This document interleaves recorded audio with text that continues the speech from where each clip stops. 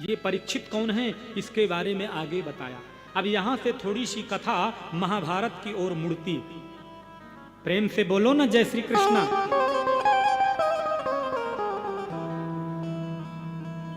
बोले यदा मृधे कौरव सृंजयान वीरेश्वथो वीरगतिं गतेषु वृकोदरा विद्ध गदाभिमर्षा भग्नोरुदंडे धृतराष्ट्रपुत्रे। बोले कौरव और पांडवों में महाभारत का भयानक युद्ध हुआ।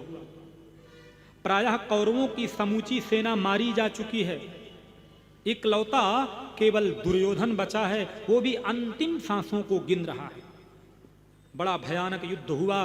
कुरुक्षेत्र की भूमि जो कभी हरी भरी उर्वरा हुआ करती थी, वह वीरों के रक्त से पूरी रंजित हो गई। महाराज लाशों के ढेर लग गए। बड़े बड़े अनंत आकाश में उड़ने वाले जो गिद्ध आदि पक्षित हैं, उन लाशों में से मांस के टुकड़े लोथड़े खींच खींच के ले जा रहे हैं। बड़ा भयावह दृश्य बना हुआ है।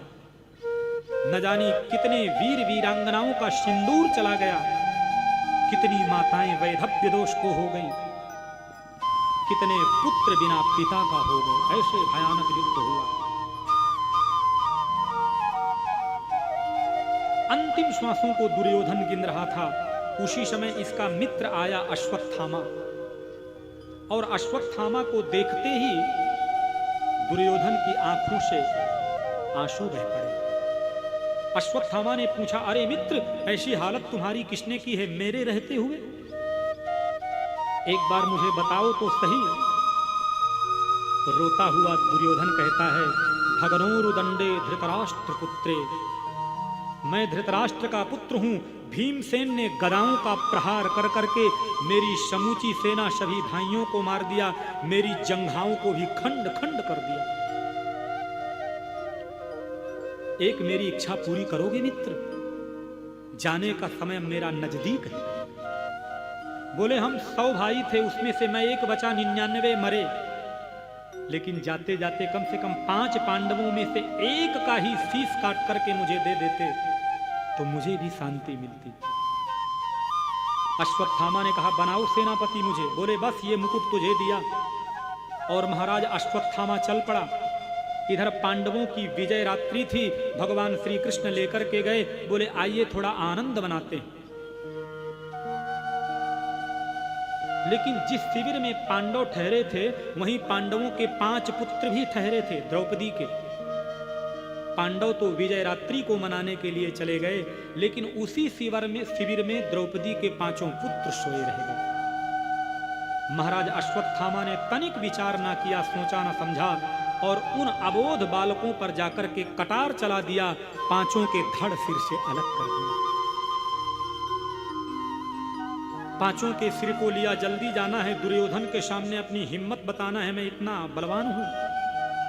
दुर्योधन के सामने जब पहुंचा, दुर्योधन ने कहा, ले आए? बोले, बिल्कुल, प्रत्यक्षम ते किम प्रमाणम, प्रत्यक्ष 5 के सिर काट के ले आए। दुर्योधन को विश्वास नहीं हुआ। बोले, पांडवों के सिर काट के तू ले आया? जिस भीमसेन की गदा के प्रहार से 9 फुट में जमीन में धंस जाता था, उसका सिर इतना आसानी से काट लाया।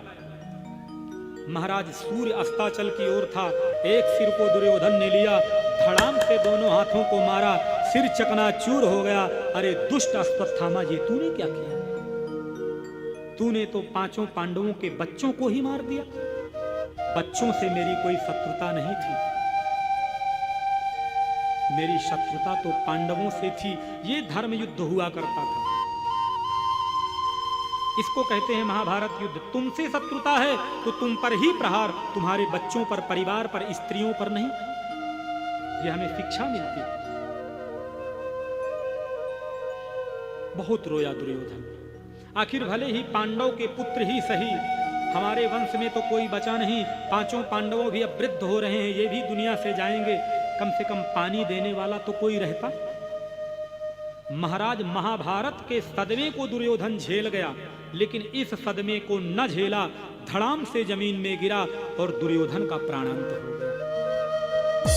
इधर जब द्रौपदी को पता चला, दरवाजे खोलती है तो देहली से रक्त की धार बह रही, चित्कार कर उठी, करुण क्रंदन, उसी समय मूर्छित होकर के गिर पड़ी।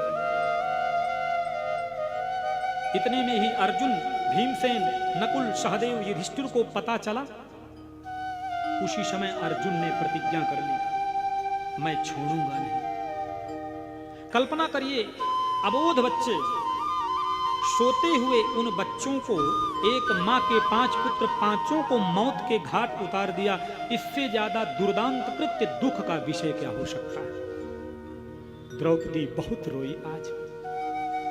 बस एक ही बात कहती है, मेरे से शत्रुता थी, मेरे पतियों से शत्रुता थी, इन बच्चों ने आखिर क्या बिगाड़ा था।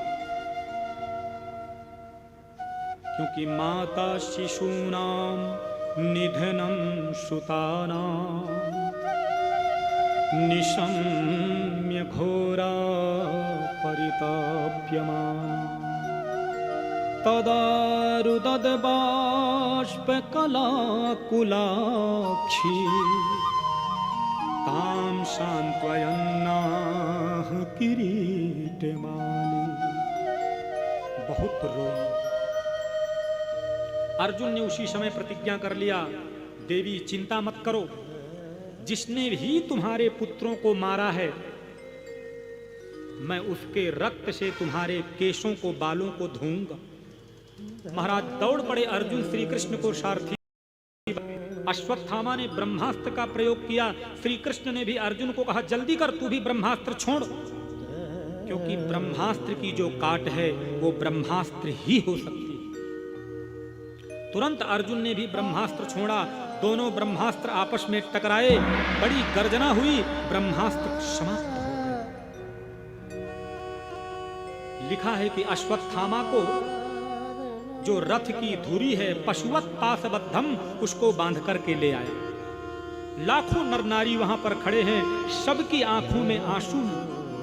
थू थू थू, ये द्रोणाचार्य का पुत्र अश्वत्थामा ऐसा कृत्य कर सकता है।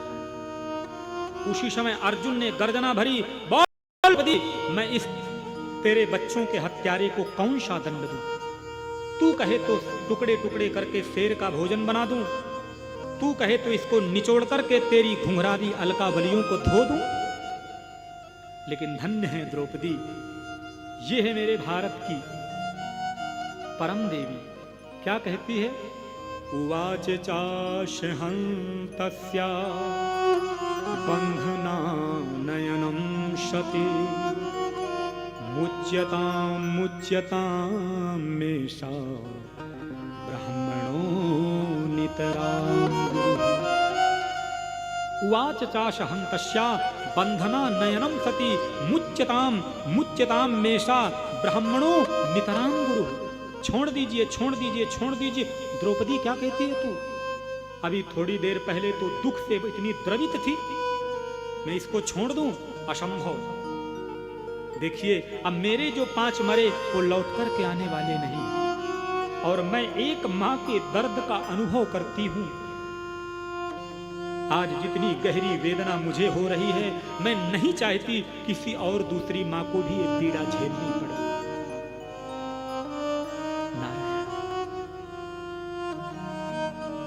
उसी समय अर्जुन ने कहा, ये स्त्री का हृदय है, करुणा है। युधिष्ठिर से पूछा, भैया आप बोले इसका क्या करना चाहिए? तो युधिष्ठिर जी तो धर्मराज हैं, उन्होंने कहा, भैया जो न्याय संहिता कहे वही करो। भीमसेन से पूछते हैं तो भीमसेन कहते हैं, तुम छोड़ोगे तो मैं मार दूंगा। नकुल सहदेव भी उस बात का अनुमोदन करते हैं, बोले भीमसेन भैया ठीक कहते हैं। जब उत्तर नहीं मिला अर्जुन को, तो कृष्ण की ओर टकटकी लगा करके देखते हैं, क्योंकि कृष्ण से अर्जुन ने शिष्यत्व भी स्वीकार किया है। शिष्यस्य हम सादिमां त्वां प्रपन्नम, आप मेरे गुरु हैं, मेरा मार्गदर्शन करिए, इस अश्वत्थामा के साथ में क्या करना चाहिए? तो श्री कृष्ण ने कहा कि ब्रह्म बंधुर्न हन्तव्या आततायी बधार्हणः मयैवो भयमान्नातं परिपाहि अनुशासनं। ब्रह्म बंधुर्न हन्तव्यम आततायी बधार्हणः। देखो अर्जुन, ब्राह्मण का कभी वध नहीं करना चाहिए और बाल हत्यारा कोई भी क्यों न हो उसे छोड़ना नहीं चाहिए। भीमसेन ने कहा आप जैसे 2-4 जजमेंट करने वाले जज साहब मिल गए ना तब तो फैसले हो चुके। मारो भी मत छोड़ो भी मत, ये बात क्या हुई? कृष्ण ने टेढ़ी नजर से कहा भीम भैया क्षमा करें, आपके पेट में रोटियों का बोझ ज्यादा है। मुझे जो कहना था अर्जुन ने समझ लिया, क्योंकि ब्राह्मण का वध करना मना है, दैहिक वध करना। नीति कहती है कि आज्ञा भंगो नरेंद्राणाम विप्राणाम मान खंडनम पृथक सय्या च नारीणाम अशस्त्रो विदितो वधः। किसी राजा की आज्ञा का उल्लंघन कर देना ये उसके वध के बराबर होता है। आज्ञा भंग विप्राणाम मान खंडनम, कोई विप्र कुलोत्पन्न ब्राह्मण है, ज्ञानी ब्राह्मण है, उसका सामाजिक बहिष्कार कर देना ये मृत्युदंड होता है। पृथक सय्या च नारीणाम, स्त्री का परित्याग कर देना ये मृत्यु तुल्य ही कष्ट होता है। अशस्त्रो विदितो वधः, ये नीति संग्रह है मेरे देश की, हमें गर्व होना चाहिए। यहां पर दैहिक वध करना बिल्कुल मना है। ये 6 प्रकार के ऐसे वध होते हैं जहां शस्त्र की जरूरत नहीं, केवल शास्त्र की जरूरत पड़ती। अर्जुन समझ गए और महाराज तुरंत उसकी जो मणि थी, मणिम जहार मूर्धन्या, उसके शिखा को छेदन कर दिया, मणि को निकाल लिया और अपमानित करके धक्का देकर के सामाजिक बहिष्कार कर दिया। लेकिन महाराज कुछ ऐसे भी लोग होते हैं अपना कुर्ता झाड़ के चल देते हैं, ये तो छोटी सी शबुल्ली है, हम तो ऐसी बड़ी बड़ी सभाओं से निकल जाते हैं, ऐसे ही दुर्दांत कर्म करके।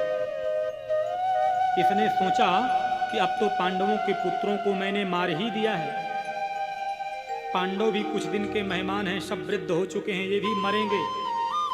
अपने आश्रम में बैठे बैठे इसे लगा कि पांडवों की जो पुत्र वधू अभिमन्यु की पत्नी वो गर्भवती है।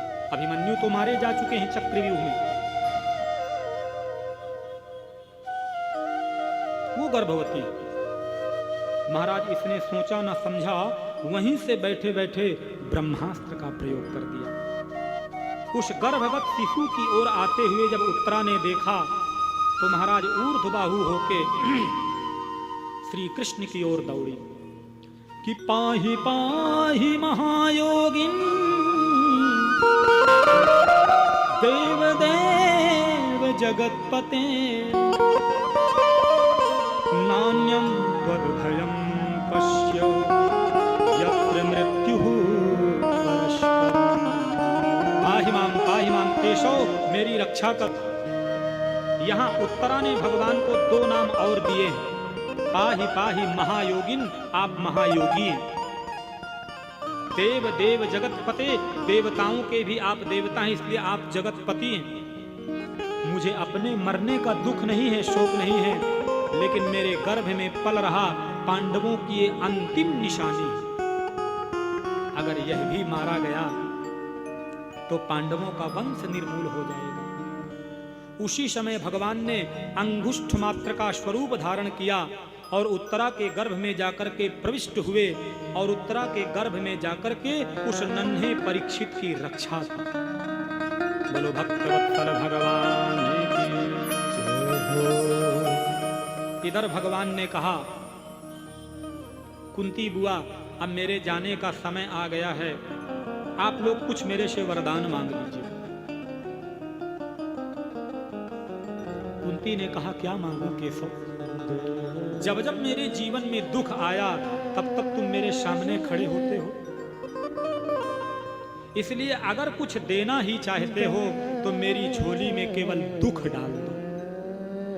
कृष्ण झल्ला पड़े, बुआ क्या कहती है, ये दुख भोगते भोगते तेरा पेट नहीं भरता? 1 वर्ष का अज्ञात वर्ष तेरे बेटों को अज्ञातवास हुआ, 12 वर्ष का वनवास हुआ, कभी लाक्षागृह में जलाकर के भस्म कर देने का प्रयास हुआ, कभी भीमसेन को जहर के लड्डू खिलाकर के मारने का प्रयास हुआ, और आज तू कहती है मांगने का समय आया तो उसमें भी तूने दुख मांग लिया बुआ? बिल्कुल मैं दे नहीं सकता। बताइए,